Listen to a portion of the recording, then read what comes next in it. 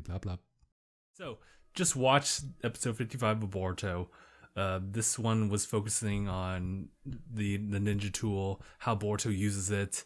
I guess a little bit more of the preparations for the tuning exams without the actual exams happening in the first place. We got to see a little bit more of the characters that you wouldn't see in the movie, but have a little bit of a cameo just showing them training and preparation, their motivations and whatnot. In addition to that, we also got to see a good bit of the villains here. And then we have another character who's kind of been popping up like during the scenes like with them in it, where they're pretty much infiltrating Naruto's world, which I guess has it been established it's been called Earth or anything, or just the Shinobi world. But yeah, we'll talk about that a little bit more. If I recall correctly, the episode starts with Boruto training, doing shuriken practice, and the motivations of why Sasuke decided to choose that over anything else. I'm not really quite sure, but if I had to make a guess, it must be something about the fact that he knows that he uses the ninja tool. So maybe the fact that he's having him arc the shuriken by himself, even though he doesn't know about the whole ninja tool or anything, according to Boruto, is just to help him like control, like using his own strength. That's all he's been focusing on throughout this entire episode, except for the fact when he asks about like, what's my father's weakness? Like, you gotta know, you gotta tell me. And Sasuke just tells him like, well, he was a loser, so he had a lot of weaknesses. I don't have enough fingers, period. Now he's Hokage.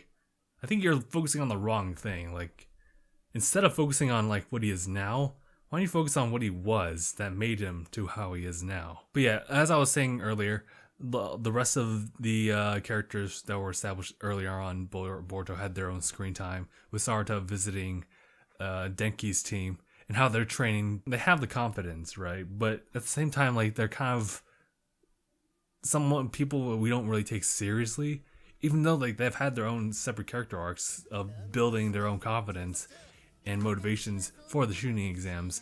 But in this episode, they were definitely shown in a weird comedic type of light with like the animation and everything like that. I can't ignore Speaking of the animation here was like a little bit above like its usual like content.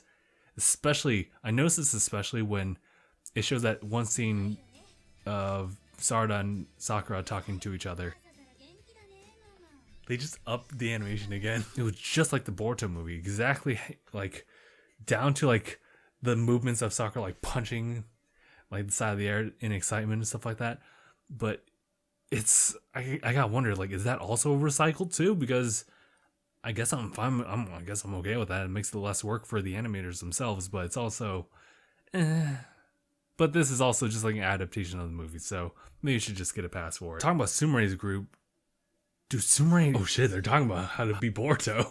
I mean, we keep forgetting about it, but she is like a legit ninja, like within the ranks of Genin. And the fact that she goes over with her team, like the weaknesses of Boruto's team. Like, alright, so Boruto, he can do like mid-range stuff. I forgot the entire conversation, but you should attack all about that. Sarada has the Sharingan, so make sure not to look at her, and also to attack her from the blind spot. That's for Mitsuki, and everyone's like, Jesus, like, you writing that down, guys?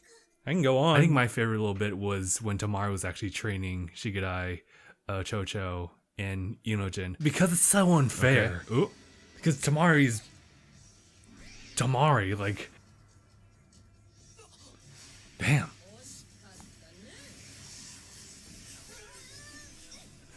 This levels of unfair. Going to the focus on the villains, this was probably the most interesting part about this episode, in that it builds up the whole lore of what Kaguya was trying to do, like way back in Shippuden, where she was in pretty much the entirety of Naruto. And it kind of reminds me of Gurren Lagann's plot in the sense that you have this really powerful character who, I mean, granted, she was sealed away, but if she wasn't, she'd be actively trying to control and suppress the people like in that world. The only difference is that because Kaguya was attached to like one person and bore children from him, she gained a connection with them, and I think instinctually knew that she needed to protect this world that she was hiding from other people from her clan, because from what we saw and how they're portrayed, they're like really bad people, or at least people you don't want to mess with. It's kind of weird because it makes me think that like maybe Kaguya had something in mind. Maybe she wanted it to be sealed away, or she wanted humans to rise up against the Otsuki clan that she has like in space.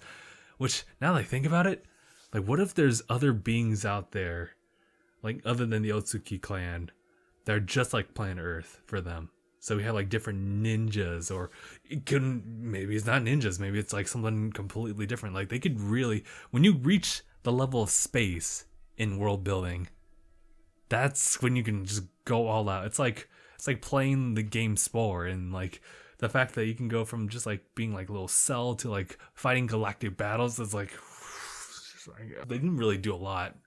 They can just like do whatever they want with the Boruto series. Although the premonition that Boruto gets in the very beginning of the entire series kind of gives you the idea like, oh, it still stays grounded into Boruto's world. But yeah, that's the one that kind of really sticks to me, was the idea that there's so much more out there. Another interesting thing, and one of the probably like more comedy bits, was the fact that when Momo, Shiki, and the other dude come down to Earth and visit all the Jinchurikis, which is really just the 8 tails and 9 tails.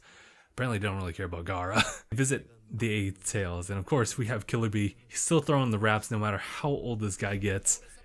And I do like how annoyed Momo was with that.